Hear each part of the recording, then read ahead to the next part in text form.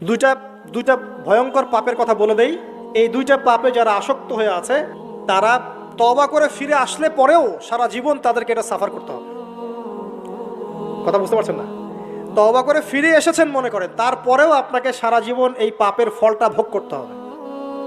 এক, মাদকদ্রব্য দীর্ঘদিন সেবন করেছেন, তওবা করেছেন, ফিরে এসেছেন, আল্লাহ হয়তো মাফ করে দিয়েছেন, আল্লাহ পাক মাফ করে দিয়েছেন, বাট আপনি আপনার দেহের যে ক্ষতিটা করে ফেলেছেন এটা পোষাতে পারবেন না। এক নাম্বার। দুই, তখন আপনি যদি বিয়ে করেন আপনি স্ত্রীকে সন্তুষ্ট করতে পারবেন না। হ্যাঁ। দুই নাম্বার হচ্ছে এই যে গোপনে যুবকরা যে পাপটা করে, মাস্টারবেশন, যেটাকে আমরা বলি হস্তমৈথুন, এই পাপ যেসব যুবকরা করছে বা করে, এবং অ্যাভেলেবেল এই পাপটা সবাই করে, কারণ এখন পর্নের যুগ, পর্ন দেখলে তো আর কোনো উপায় নাই, তখন তো এই পথেই যেতে হচ্ছে, নিজের উপরে নিজেকে জুলুম করতে হচ্ছে।